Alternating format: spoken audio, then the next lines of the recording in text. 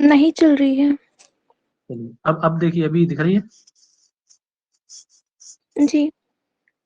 चलिए, हाँ तो न्यून देश वृत्तित्व व्याप्यत्व, व्याप्य क्या था? धूम, है ना?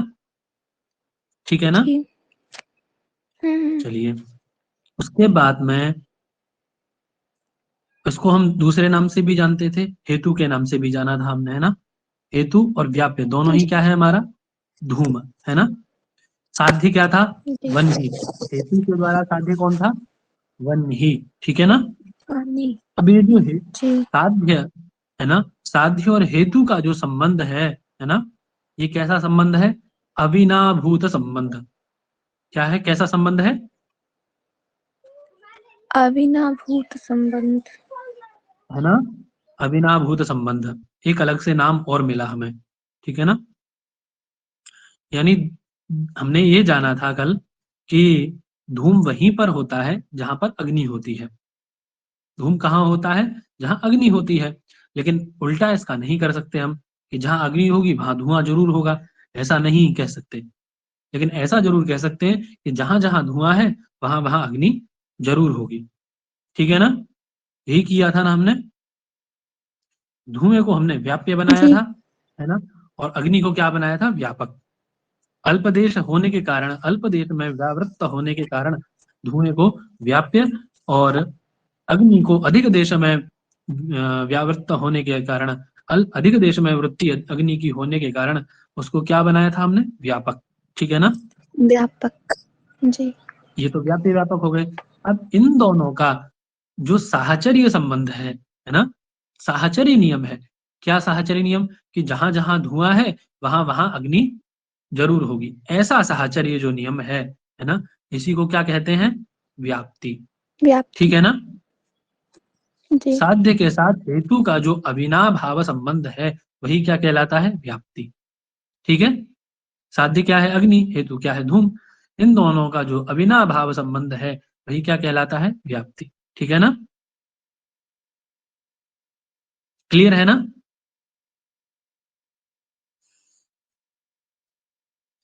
चलिए, ये व्यापक, व्याप्य और व्याप्ति, ये तीन चीजें देखी। उसके बाद में क्या देखा था हमने?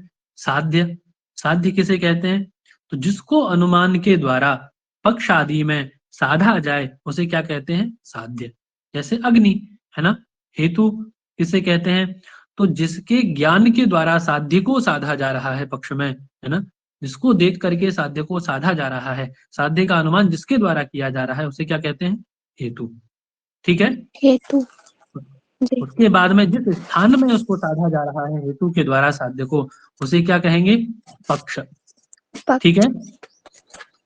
क्लियर है ना? जी। अब पक्ष धर्मता की बात चल रही थी, है ना, कि पक्ष धर्मता किसे कहते हैं? यही बात थी ना, पक्ष धर्मता को हमें पढ़ना था। जी। आज वहीं से शुरू करते हैं, पक्ष धर्मता से। देखिए क्या कह रहे हैं, पढ़िए कोई इसको।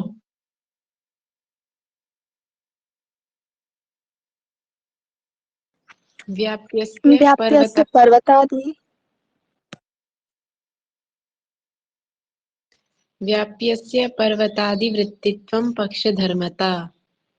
पक्ष धर्मता। व्याप्यस्य, है ना, किसका? व्याप्य का, है ना? जो व्याप्य है कौन? धूम, है ना? उस व्याप्य का पर्वत आदि में वृत्ति तत्व, है ना, उसमें रहना, है ना? धूम आदि का जो उसका पक्ष है, क्या? पर्वत। उस पक्षभूत पर्वत में रहना ही क्या कहलाता है? पक्ष धर्मता। जो व्याप्य धूम है ना, व्याप्य हेतु जो है उसका पक्ष में, किस में? पक्ष में, पर्वत रूपी पक्ष में रहना ही क्या कहलाता है? पक्ष धर्मता। ठीक है?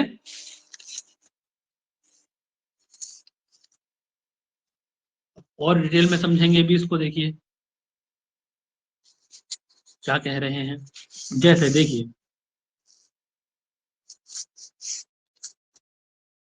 व्याप्य क्या है? व्याप्ति के आश्रय, है ना? धूम। ठीक है ना? धूम, ये व्याप्य है। उस व्याप्य का जो व्याप्ति का आश्रय है, व्याप्ति क्या है? साहचर्य नियम। उस व्याप्ति का जो आश्रयभूत धूम है ना, उसका इस पर्वत में रहना ही, ये पर्वत रूपी जो पक्ष है, इसमें उस हेतु का, उस व्याप्य का रहना, विद्यमानता, उसकी वृत्ति है ना, उसका वर्तमानत्व, वर्तमान में वो है, उसका आधेयत्व, तीन चीजें बता दी मैंने, एक तो विद्यमानता, वर्तमानत्व, आधेयत्व, तीनों ही चीजें, और उसकी वृत्ति, ये सारी चीजें क्या है, ये क्या कहलाएगा, पक्षधर्मता। यही पक्षधर्मता है। ठीक है ना, जी क्लियर है? अब सारी चीजें क्लियर हो गई, पक्ष, पक्ष धर्मता, व्याप्ति, व्याप्य, हेतु, सभी क्लियर है ना? आगे चला जाए अब? चलिए जी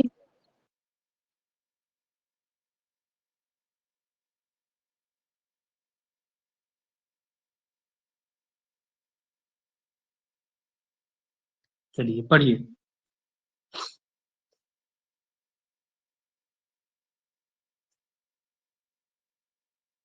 पढ़िए कोई फटाफट। अनुमानं द्विविधं स्वार्थं परार्थं च तत्र स्वार्थं स्वानुमिति हेतु। इतना ही, अभी इतना ही रखिए, यहाँ तक ही पढ़ना है, इतना ही पढ़िए। अनुमानम द्विविधम, अनुमान कितने प्रकार का है हमारा, जो अनुमान प्रमाण है वो कितने प्रकार का है, दो दो प्रकार। दो प्रकार का। कौन सा? स्वार्थम परार्थम च, है ना, स्वार्थानुमान और परार्थानुमान। ठीक है, जी क्लियर है ना? अब देखिए, अनुमान का हमने क्या जाना था कि जो प्रत्यक्ष ज्ञात वस्तु है ना, प्रत्यक्ष रूप से जो क्या है, ज्ञात वस्तु है, प्रत्यक्ष रूप से जो ज्ञात वस्तु है ना, उसका ही क्या किया जाता है, अप्रत्यक्ष रूप में जब निर्णय लिया जाता है, यही क्या कहलाता है, अनुमिति ज्ञान। ठीक है, जैसे प्रत्यक्ष हमने किसी चीज को देखा, यहाँ प्रत्यक्ष क्या देखा, एक व्यक्ति ने देखा कि धूम और अग्नि का संबंध देखा एक व्यक्ति ने, ठीक है, प्रत्यक्ष रूप से प्रत्यक्ष ज्ञात किया वो विषय।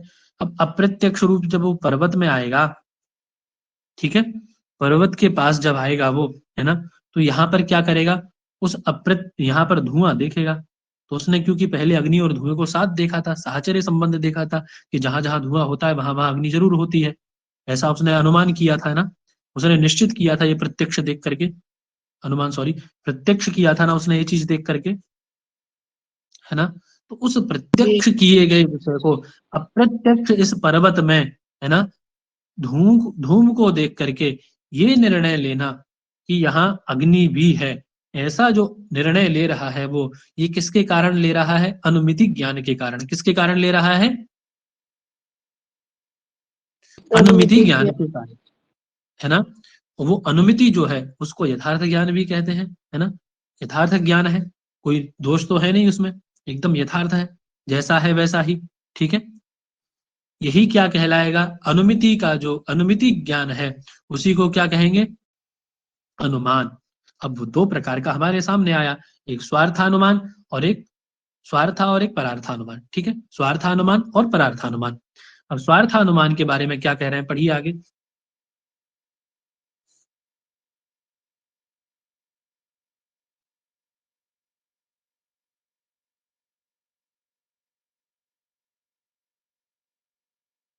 आगे पढ़िए,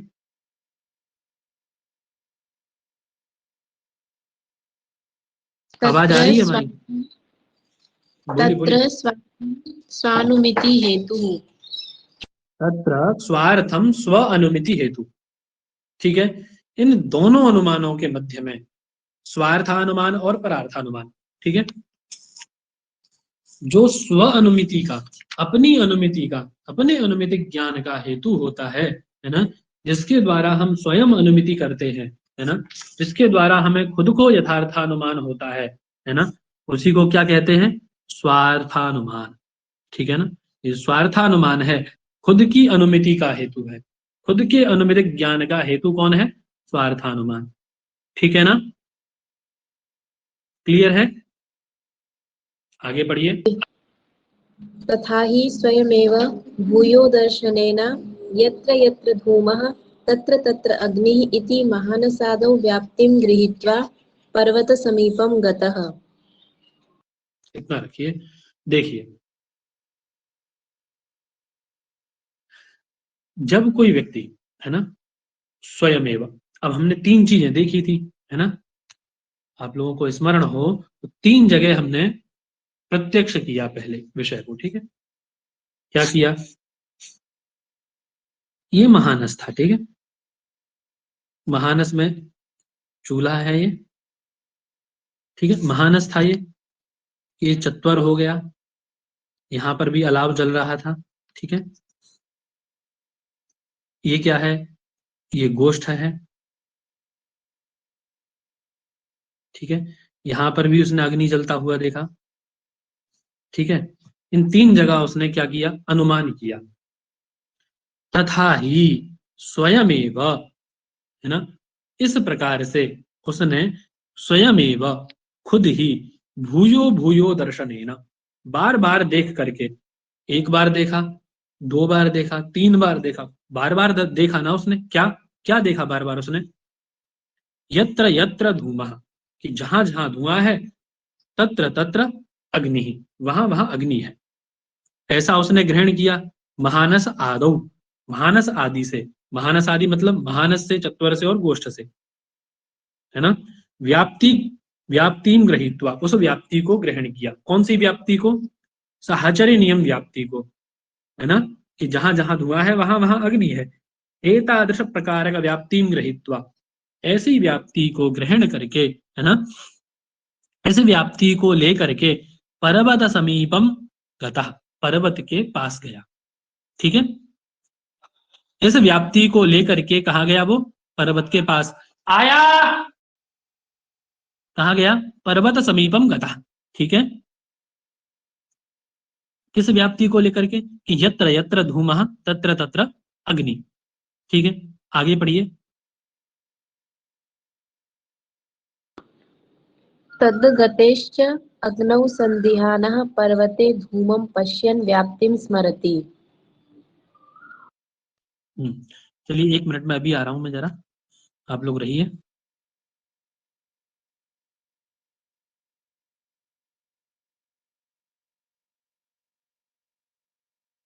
चलिए, तो कहां थे? तद्गते, है ना, वहां जाकर, कहा? पर्वत समीपम गता, है ना, पर्वत के पास गया।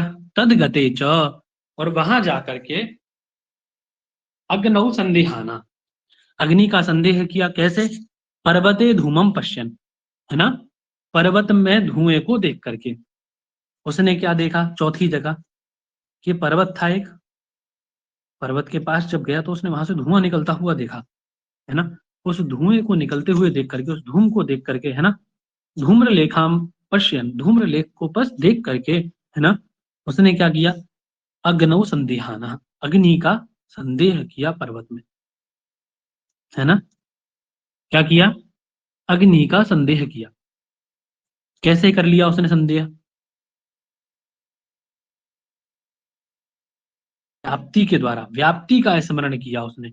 यत्र यत्र धूमः तत्र तत्र अग्नि, कि जहां जहां मैंने धुआं देखा था वहां वहां अग्नि थी, है ना, कि जहां जहां धुआं मैंने अभी तक देखा वहां वहां अग्नि जरूर थी, तो यहाँ भी धूम है ना, ये धूम है, इसका मतलब यहाँ भी अग्नि अवश्य होगी, ऐसा उसने संदेह किया, ठीक है ना। व्याप्तिम स्मृति, उस व्याप्ति को स्मरण किया उसने। कौन सी व्याप्ति को? बोलिए। साहचर्य नियमो व्याप्ति है। हाँ, साहचर्य साहचर्य नियम जो व्याप्ति है, कि यत्र यत्र धूमः तत्र तत्र तत्र संबंधी, तत्र अग्नि। है ना।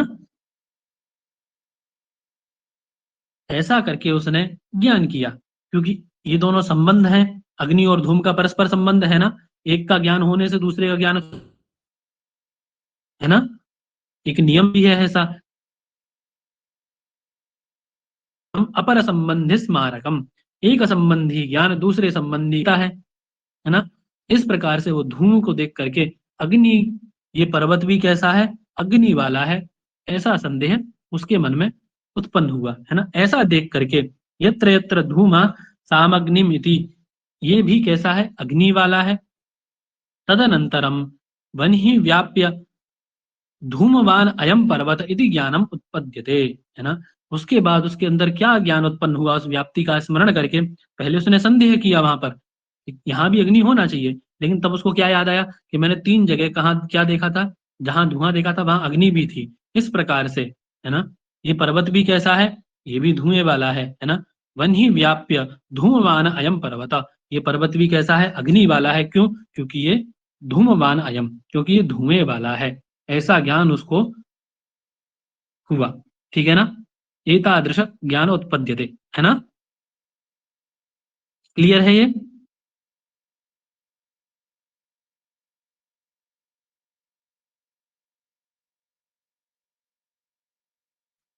आवाज आ रही है हमारी? जी आ रही है। समझ में आ गया ना? नहीं समझ में आया, दोबारा समझाएं। नहीं, हो गया, समझ में आ गया। हाँ ठीक है ना। पहले क्या किया उसने, 3 जगह निश्चित किया, ठीक है। फिर क्या हुआ उसने, फिर तर्हि ही स्वयं एव भूयो भूयो दर्शनेन, उसने बार बार देखा कि जहां जहां धुआं होता है वहां वहां अग्नि होती है। यत्र यत्र धुआं तत्र तत्र अग्नि थी। महान साधु साधि से व्याप्ति ग्रहण की उसने, है ना। महान साधि से व्याप्ति गृहीत्वा पर्वत समीपम गतः, पर्वत के पास गया, ठीक है। पर्वत समीपम गतः तद गतः च अग्नौ संदिहाना, वहां जाकर के धुएं को देख करके अग्नि का संदेह किया उसने पहले, है ना। फिर क्या हुआ, पर्वते धूमम पश्यन, पर्वते धूमम पश्यन अग्नौ संदेहाना, पर्वत में धुएं को देख करके अग्नि का संदेह किया, है ना। और फिर क्या किया, व्याप्तिम स्मरति, संदेह करने के उपरांत ही दूसरे क्षण में उसने व्याप्ति का स्मरण किया, है ना। संदेह होने के बाद हमें कोई चीज याद आती है ना, जैसे मान लीजिए कोई कार्य किया किसी ने, है ना। जैसे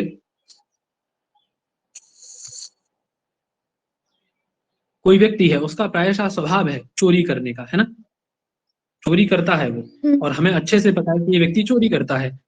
अब 5 लोग एक जगह पर थे, कोई चीज चोरी हो जाती है, तो हम लोग सबसे पहले संदेह किस पर करेंगे, कि जहां भी चोरी हुई थी ये व्यक्ति मौजूद था, है ना। जहां भी चोरी हुई थी ये व्यक्ति उपस्थित था, तो यहाँ भी ये उपस्थित है, इसका मतलब चोरी इसी ने की है। पहले संदेह होता है ना कि कहीं इसने तो नहीं की, लेकिन हम निश्चित करते हैं फिर कि जहां जहां पहले चोरी हुई थी वहां वहां ये उपस्थित था, इसका मतलब यहाँ भी ये उपस्थित है और तो चोरी इसी ने की है। ऐसे ही हम लोग पहले संदेह करते हैं, फिर निश्चित करते हैं, किसके द्वारा, व्याप्ति के द्वारा। वो व्याप्ति क्या है, साहचर्य नियम, यत्र यत्र धूमः तत्र तत्र वह्निः, है ना, कि जहां जहां धुआं होगा वहां वहां अग्नि होगी। जहां जहां पूर्व में चोरियां हुई हैं वहां ये व्यक्ति उपस्थित था, अतः यहाँ भी उपस्थित है, इसीलिए चोरी इसी ने की है। ऐसा करके हम लोग निश्चित करते हैं लोक में भी, तो यहाँ भी यही होगा, है ना। व्याप्ति स्मरति, क्या व्याप्ति स्मरण करता है कि यत्र धूमः तत्र अग्नि इति, वहां पर अग्नि होती है ना। और ये भी कैसा है, तदनंतरम वन ही व्याप्य धूमवान अयम पर्वत, ये पर्वत भी कैसा है, धुएं वाला है। तो कैसा होगा ये, वन ही व्याप्य अयम पर्वत, है ना, वन ही वाला यह पर्वत है। इस पर्वत पे भी धुएं को देख करके वो व्याप्ति का स्मरण करके पुनः अग्नि वाला है ऐसा निश्चित कर लेता है। एतादृश ज्ञानम उत्पद्यते, ऐसा ज्ञान उसको हो जाता है। इसी को क्या कहते हैं, अयमेव लिंग परामर्श इत्युच्यते, इसी को क्या कहा जाता है, लिंग परामर्श। ठीक है, क्लियर है।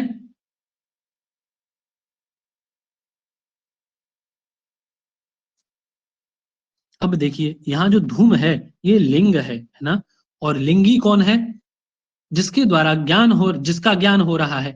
धूम के द्वारा ज्ञान हो रहा है किसका, अग्नि का, तो लिंगी कौन हुआ, अग्नि। ठीक है ना, अग्नि। क्लियर है। लिंग मतलब कोई चिन्ह, यही ना। उसका मतलब उस चिन्ह के द्वारा हमें चिन्हित कौन किया जा रहा है, किसको चिन्हित कर रहे हैं हम, अग्नि को, है ना। क्लियर है ये जी। तो वही कह रहे हैं, अयमेव लिंग परामर्श इत्युच्यते, इसी को क्या कहा जाता है, लिंग परामर्श कहा जाता है। ठीक है ना। तस्मात् पर्वतो वह्निमान् इति ज्ञानम अनुमिति उत्पद्यते, उसी से, इसी कारण से, है ना, इस लिंग परामर्श के द्वारा ही पर्वतो वह्निमान, पर्वत कैसा है, वह्नि वाला है ना, इति ज्ञानम, एतादृश प्रकार ज्ञान की अनुमिति उत्पद्यते, ऐसी अनुमिति उत्पन्न होती है, ऐसा अनुमितिक ज्ञान उत्पन्न होता है। इसी को क्या कहा जाता है? तद एतत् स्वार्थानुमानम। यही क्या है? स्वार्थानुमान है। क्लियर है स्वार्थानुमान? जी। ठीक है ना? देखिए 3 चीजें और हो जाती हैं इसमें। जैसे सबसे पहले क्या है, 3 ज्ञान होते हैं, प्रथम ज्ञान, द्वितीय ज्ञान और तृतीय ज्ञान। ठीक है ना? जो लिंग परामर्शक ज्ञान होता है वो तृतीय ज्ञान होता है। लिंग परामर्श ज्ञान कौन सा ज्ञान होता है? ये तृतीय ज्ञान को लिंग परामर्श कहते हैं। ठीक है, सबसे पहला ज्ञान कहाँ हुआ हमें? 1 2 3, इन तीनों स्थलों पर क्या हुआ? पहला ज्ञान हुआ हमें। ठीक है, या तो महानस में उसने धुआं अग्नि को देखा, चत्वर में धूम अग्नि को देखा, गोष्ठ में धूम अग्नि को देखा, है ना? इनसे जो ज्ञान प्राप्त किया उसने, ये कैसा ज्ञान था? प्रथम ज्ञान। ठीक है, इन तीनों जगह से कैसा ज्ञान प्राप्त किया उसने? प्रथम ज्ञान। ठीक है, उसके बाद में पर्वत पर गया। ठीक है, पर्वत पे जाके उसने क्या देखा? धूम को देखा, है ना? उस धूम को देखने से उसे स्मृति हुई, कहाँ की? इन तीनों स्थानों की, है ना? ये जो स्मृति रूपी ज्ञान है ना, ये क्या कहलाएगा? द्वितीय ज्ञान। ठीक है, द्वितीय ज्ञान। जी। जो तीनों जगह की स्मरण हुआ उसको वो क्या कहलाया? द्वितीय ज्ञान। क्लियर है? फिर जो यहाँ इसने निश्चित किया व्याप्ति के द्वारा, है ना, जी। परामर्श करके, लिंग परामर्श के द्वारा, कि लिंग है तो इसका लिंगी भी होगा, है ना? हेतु है तो साध्य भी होगा। इस प्रकार से जो ज्ञान किया, लिंग परामर्शात्मक जो ज्ञान है, वो क्या कहलाता है? तृतीय ज्ञान। ठीक है, जी। क्लियर है ना? जी क्लियर। इसी तृतीय ज्ञान को अनुमिति कहते हैं। ठीक, क्लियर हो गया सबको स्वार्थानुमान? ये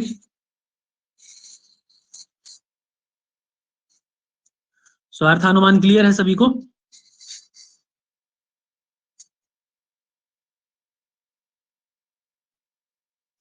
और लोगों को समझ में नहीं आया क्या?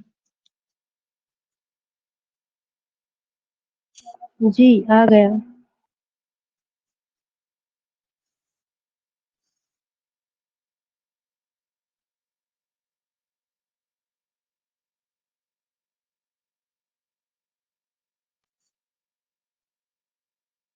अब देखिए, ये तो था स्वार्थानुमान। ठीक है, अब आते हैं परार्थानुमान पे। ठीक है, पढ़िए इसको, परार्थानुमान।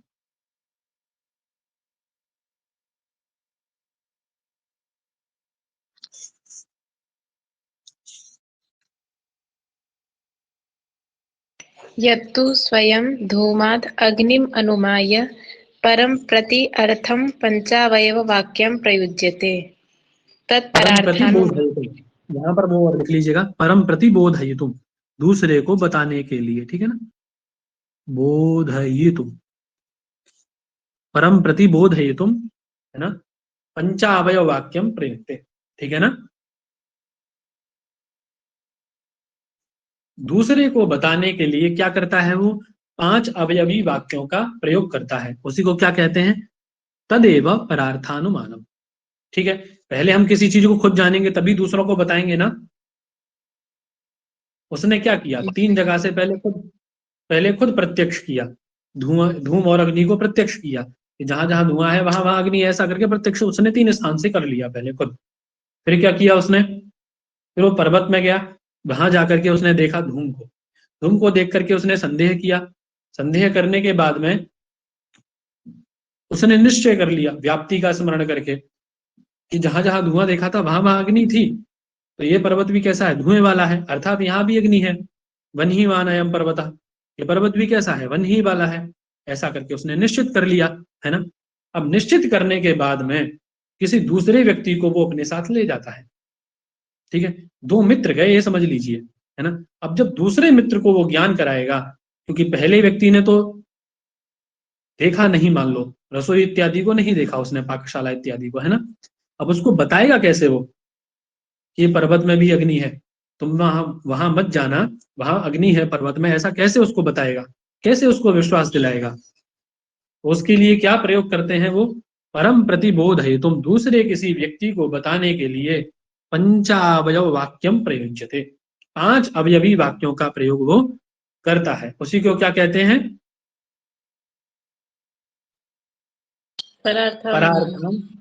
परार्थानुमान। ठीक है, पढ़ दीजिए फटाफट 5 अवयवी वाक्यों को। यथा पर्वतो वह्निमान् धूमवत्वात् यो यो धूमवान् स स अग्निमान् यथा महानसं तथा च अयं तस्मात् तथेति। तस्मात् तथा इति। ठीक है, उसने कहा कि देखिए ये पर्वत कैसा है? अग्नि वाला है ना। पर्वतो वह्निमान, तो अब क्योंकि ये धुएं वाला है,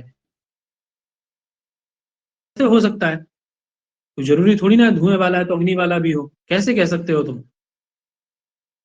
उसने प्रश्न किया, एक दूसरे मित्र ने, बोले आप कैसे कह सकते हैं इस बात को कि ये पर्वत धुएं वाला है तो अग्नि वाला भी होगा? तो वो उत्तर देता है कि यो यो धूमवान स सो अग्निमान यथा महानसम। जो जो धुएं वाला होता है वो अग्नि वाला होता है, जैसे महानस यानी पाकशाला। क्लियर है? ऐसा करके उसने जी। उत्तर दिया, है ना, कि जो जो धुएं वाला होता है वो अग्नि वाला होता है, जैसे महानस यानी आपकी पाकशाला।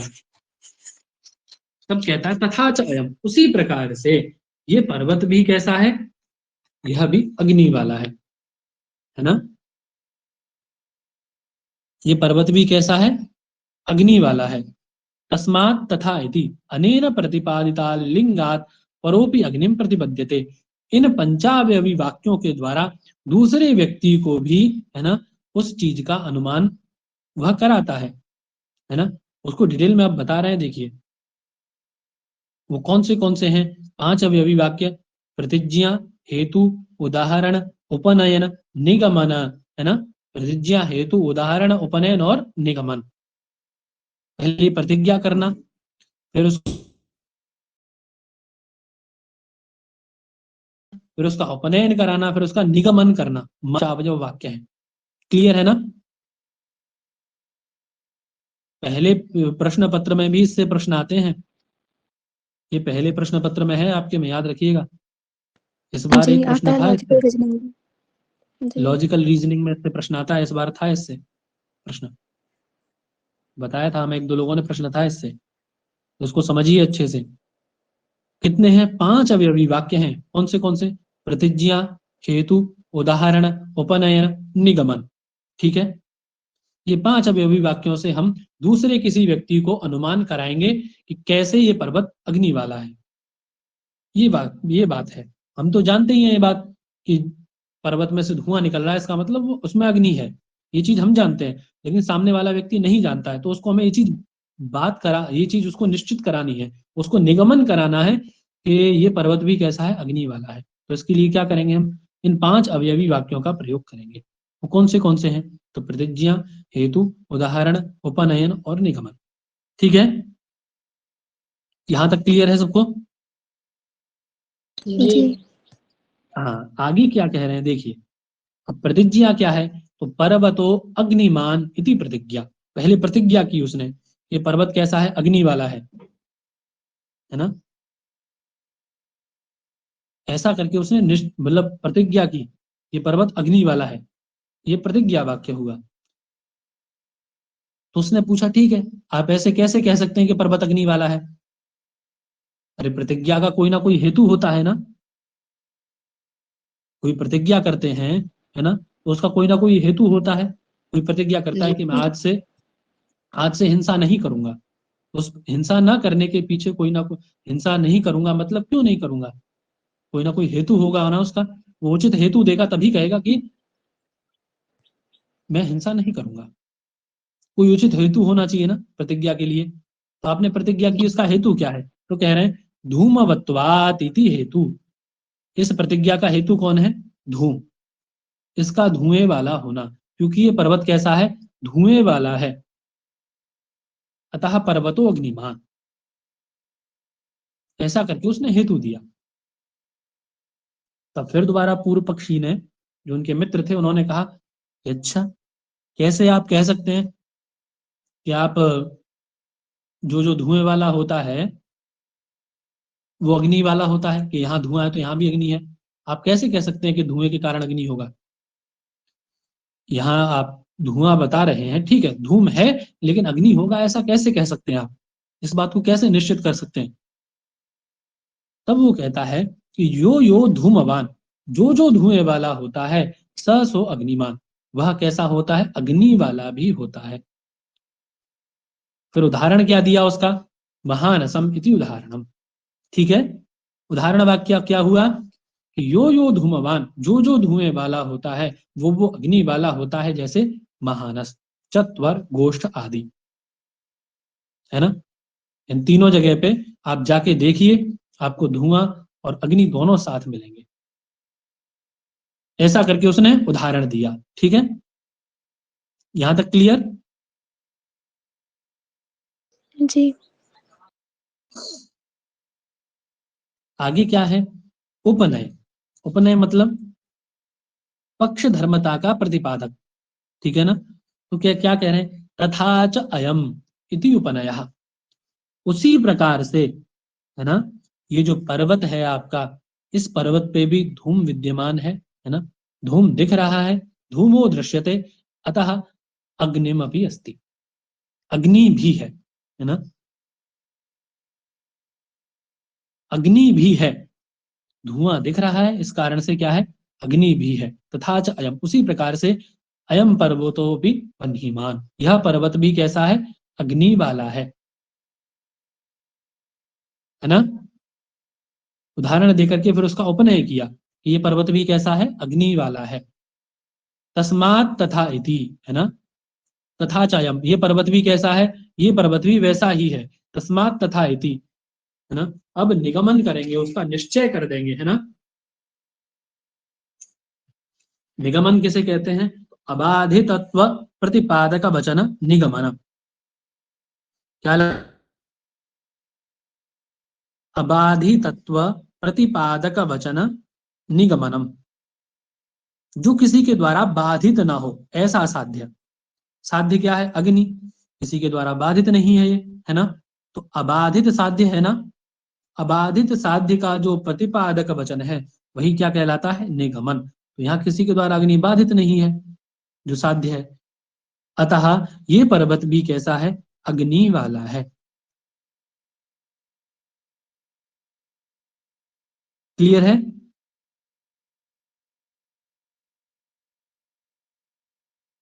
क्लियर है ये और लोगों को भी?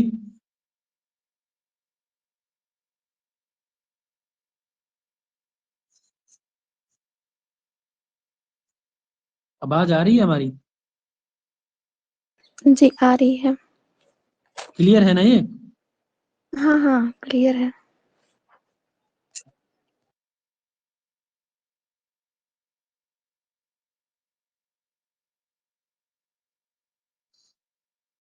आगे चला जाए।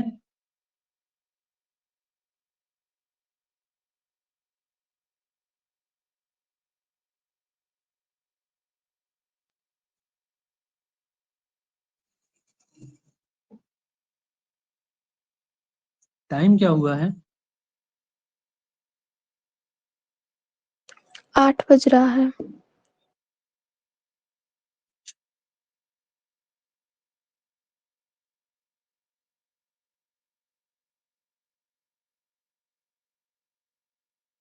देखिए, लिंग परामर्श शुरू हो रहा है यहां से अब, है ना।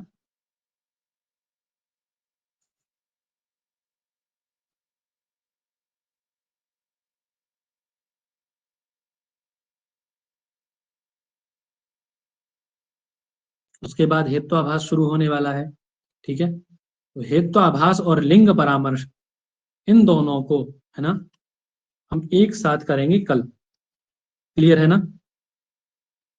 हेत्वाभास और इसको, लिंग परामर्श को, ठीक है।